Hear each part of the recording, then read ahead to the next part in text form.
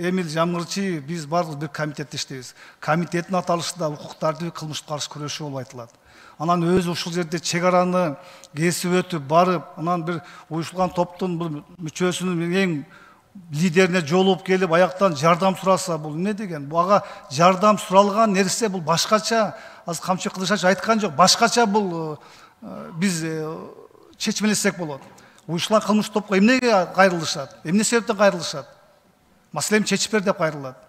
Ошон үчүн биз абдан колдоп жүрдүк эле бул Эмил Жамгырчиевдичи. Көрсө туура эмес иш алып барган экен биздин кесиптешибиз. Ачык эле айтыш керек, урматтуу кесиптештер, жашырбайчы. Оорунун жарышында өлү машкара дейт.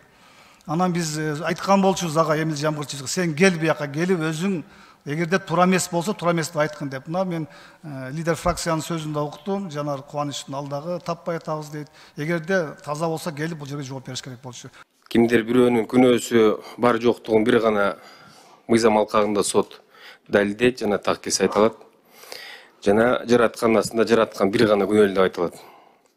Ошол себептен Сүйүн Абдуллаевич бүгүн ушул өзүм жеке жон тери менен өтүп жаткан жагдай боюнча, кырдаал боюнча акырын кишке кыскача маалыматымды берип койсом, бүгүнкү күндө ошол эле депутат катары эмес, жөнөкөй эле жаран катары ушул өзүмдүн жакын коллегаларыман, кесиптештеримден суранат элем.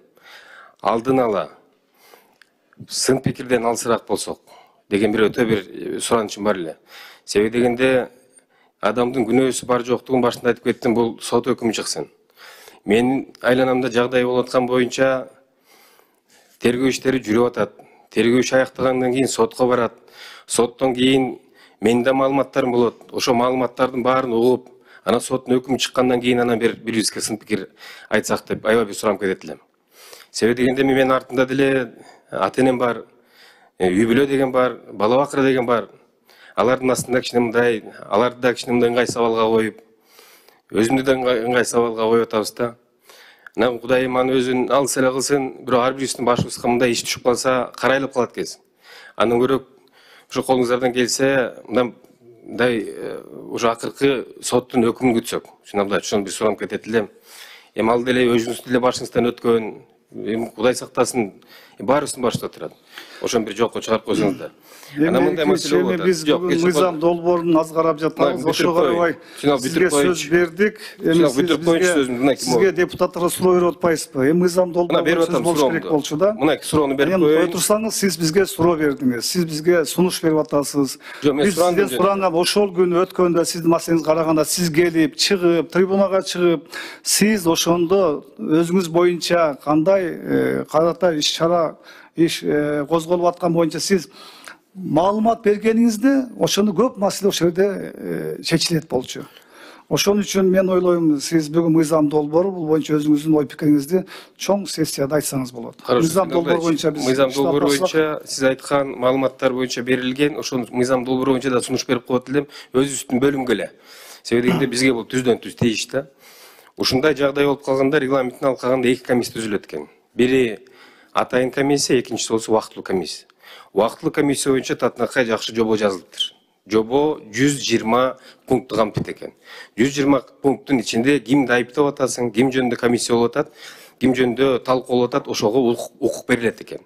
Тилекке каршы азыркы атайын болгон комиссияга андай жобо жок экен да, ошону биз мынакей укук тартиби, кылмыштуулук менен күрөшүү боюнча комитет катары бир сунуш берип коелучу. Биз палатага чыгарып коелучу. Бул мыйзам эмес, болгон эле токтом. Себеби кийин кайра ушундай кайчылаш пикир болуп калбасын да. Сиз топтуура маселе көтөрүп кеттиңиз, маалымат берсеңиз болмок деп. Маалымат берилген, бирок тилекке каршы комиссиянын алкагында бир тараптуу каралып калган. Ошол гана нерсени айтып атам да, урматтуу Сүйүн Абдуллаевич. Анан экинчиден мыйзам алкагында кандай гана менин коллегаларым добуш бербесин, Сүйүн Абдуллаевич, бул деген туп-туура. Себеби дегенде мыйзамдын алдында баардыгы бирдей. Мандатты болсо биз өзүбүздү коргойбуз деп эч качан келген эмеспиз. Биз өзүбүздүн ишибизди ушу мамлекеттин, элдин жана жердин кызыкчылыгына иштейбиз деп келгенбиз, Сүйүн Абдуллаевич. Ошол себептен мен эч мындай таарынычым жок. Болгону Сүйүн Абдуллаевич, ушул нерсени кагаз жүзүндө берип коеюн, сунушта берип коюңузчу, эмкиде кийин ушундай кайчылаш пикир болуп калбасын деген болгон өзүм кыскача бир маалымат. Рахмат чоң.